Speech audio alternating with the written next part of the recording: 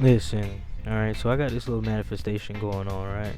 This little manifestation going up currently, right?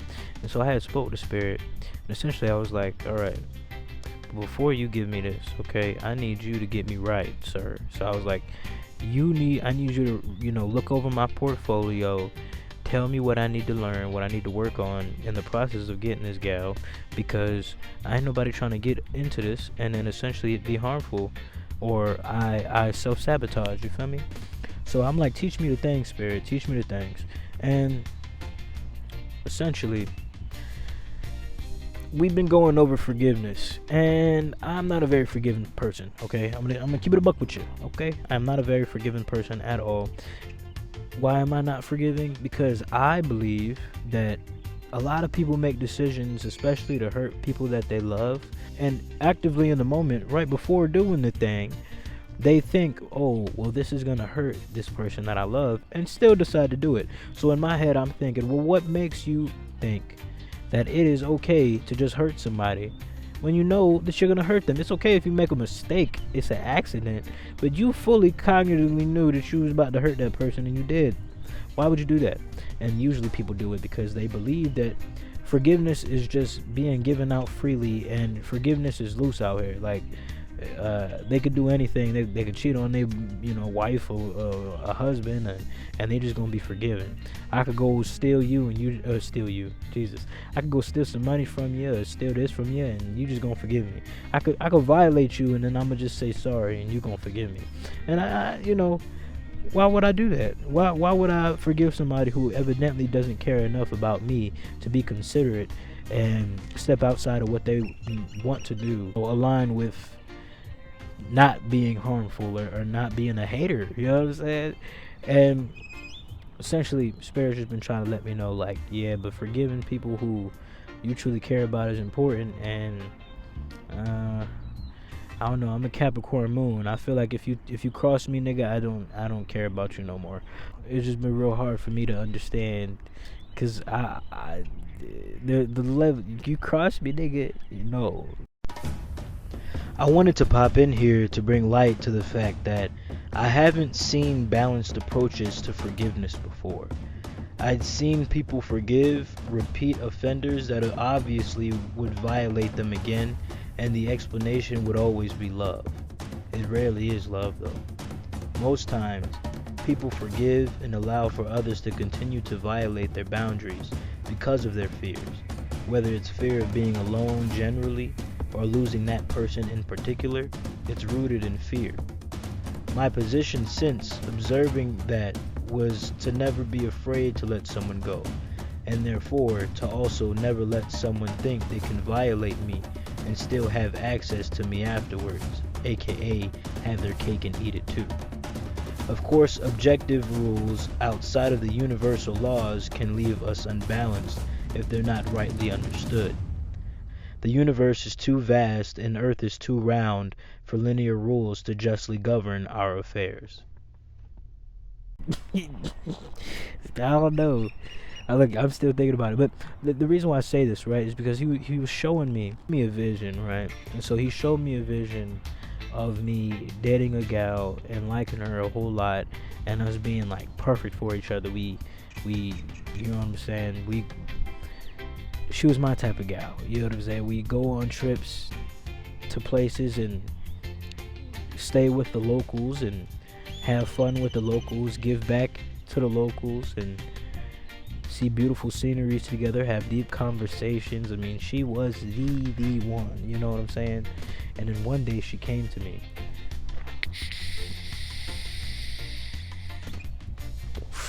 It was like I cheated. We had already understood, like, I do not, like, her and I already had this understanding, like, I do not forgive cheaters. You know what I'm saying? If you cheat on me, that you basically should have already broken up with me, because ain't no coming back, right? She was like, I cheated, but I'm really, really sorry. It was a mistake, one time, da da da da. And I was like, word, okay. And she was like, okay, like, it's alright? And I'm like, no. Okay, get your ass out. And so she got out, and we was done.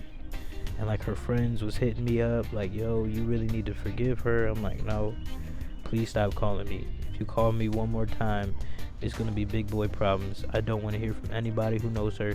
I'm restarting my life. You know what I'm saying? And there was a point where she came back to. This is a dream, folks. There's a point where she came back to my house and like knocked on the door. I come out annoyed because, girl, what the fuck are you doing here? And she was like crying, bawling out, like, please, I'm sorry. I didn't sleep with anybody else since, like, I'm just been waiting for you to forgive me. I want to have a conversation. Like, what can I do? Da da da da da. Right? I was like, no, like, there's nothing you can do. Right? There's nothing you can do. And then, like, I got like, she was like, okay, and like left crying, right? But then, like, a few days later, I got a phone call from her friend basically saying that she was in a hospital. Now, there wasn't anything in the dream saying that she killed herself for me or anything like that, right? But she was in a hospital.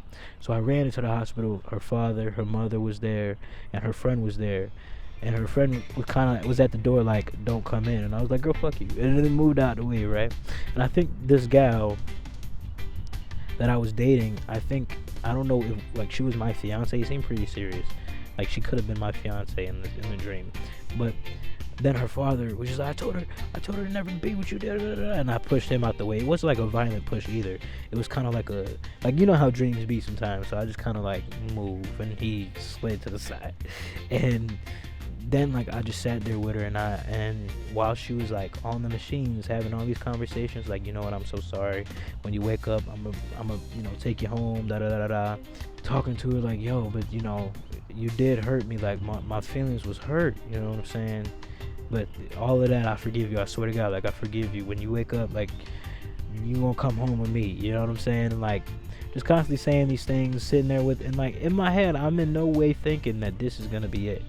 Right? And I'm like, all right, you know, I love you, you know, sitting there talking with her. Days are passing, and then one day her father, her mother, and then the doctor walk in the room, all kind of looking at me like, you know how it be, looking at me.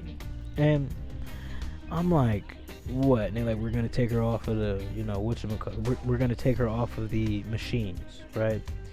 And I'm like, no, you're not gonna take her off of the machines. And they're like, listen, she's been on the machines for da da da da. Usually after this amount of time, that's it. So I'm like, I'm not really fucking with that. I'm not really fucking with that. And so they started like walking up towards her. Now at this point, it's violent. Like I'm like, like it's smoke. And I remember I grabbed her body, and like, you know how you hold somebody where their head is right here, and like they arm, like their legs is down there, you know, you just holding them like a baby, like cradling a baby. And I remember just like whispering like, wake up, and then it dawned on me, and I'm like, yo, she was dead.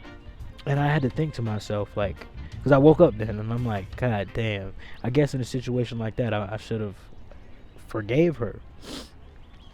And still in my head, I'm like, nigga, I don't know, right? Nigga, I don't know. And so, like, I was hearing spirit, and like I woke up crying, like it was deep, right?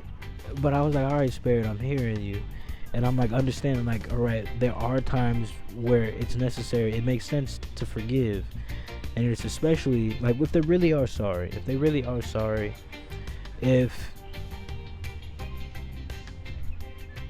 See, it's hard for me to articulate because it's just I don't fucking deal with the shit. But you know, if I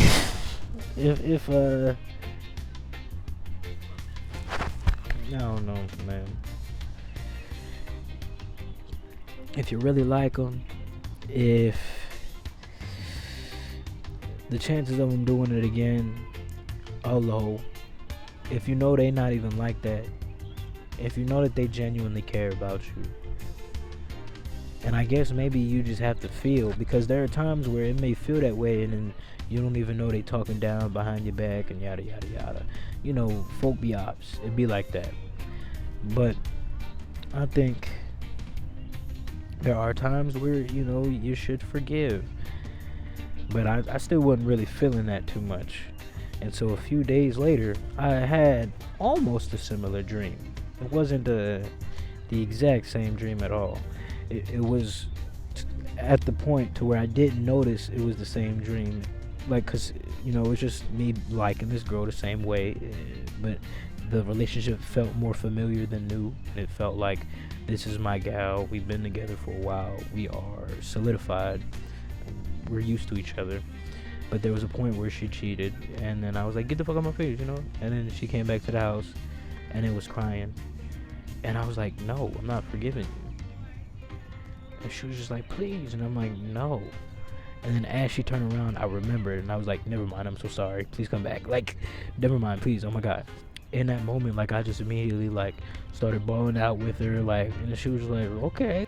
I guess the reason why he sent me that dream, or allowed me to experience it again, was so that I could also feel how good it feels when you do forgive, even if it's in like the most vulnerable way, because I was balling out. I was like, oh my God, no, I don't know what I would do if I lost you. Like, I was saying everything. Like, I don't know what I don't know what I would do if I lost you. I don't know how I'm gonna forgive you. I don't know. Like, I just need you to know that the reason why I don't forgive you is because I really don't know how, and I do love you. I want you in my life. And I was like, I'll work towards it. I'll try it. You know what I'm saying? And I guess being able to experience that vulnerability, even after this whole crossed me, you know what I'm saying? But even after I got crossed, still being able to experience that vulnerability and knowing like it's worth it more. Like, I'd rather look stupid than feel stupid in a way that you can't come back from. Whew. Trying to justify forgiveness is hard work. What I have noticed is that the same fear of losing someone that people who forgive too much, in my opinion at least, have, resembles in me as a fear of being hurt again after forgiving someone. Like a mixture of fear of being hurt and a fear of being a fool. Regardless, decisions made out of fear are not of God because He is infinite. Lack and fear is not of that cloth. Just like the fear of losing their partner is holding them back from someone who might actually respect their boundaries, my fear of being hurt again might hold me back from saving relationships of value, as if the heartbreak that could follow might end my existence. Maybe after the first time we tripped and fell as little kids, we had to learn to forgive the ground, not because it won't hurt again if we fell, but because we were just fine and will continue to be. I guess there's something to be said about forgiving myself in that too, because the last time I messed up, I was okay after. So I'm still working on forgiveness. I'm still working on what that means.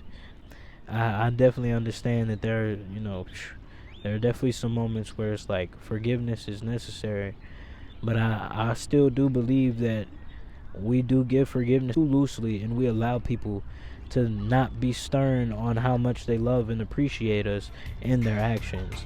I believe we stand more stern on the things people say than what they do, to the point where people don't understand the weight of their actions.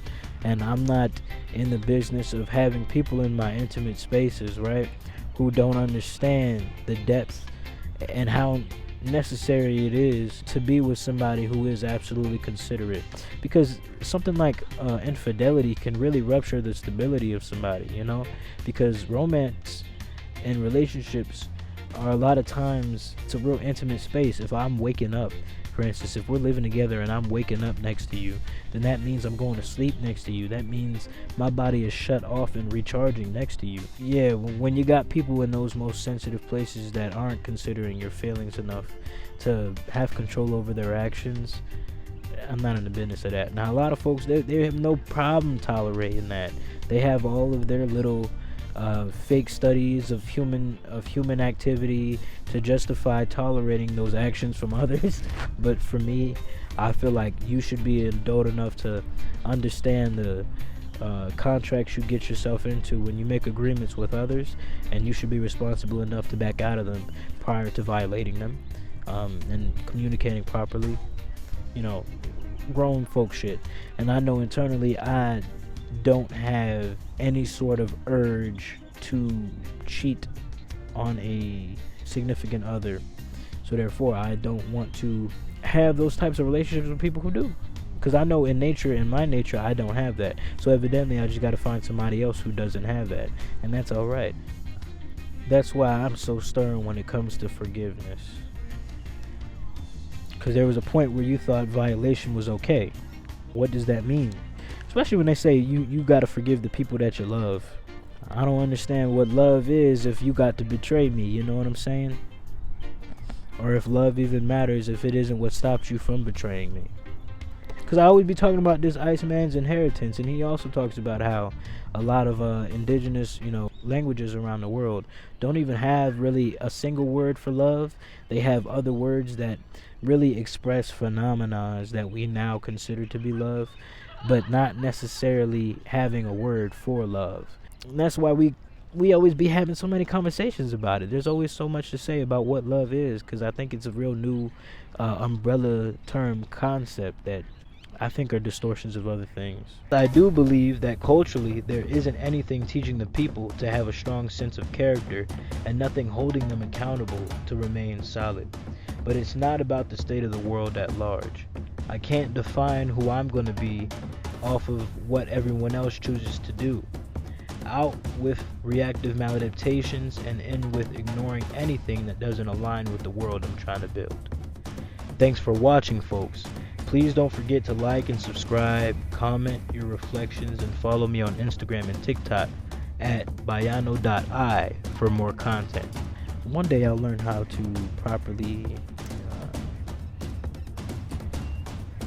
formulate these videos, because I'll just be saying and then stepping off with no goodbye, because I don't really know when I'm gonna stop talking. But it's a learning process.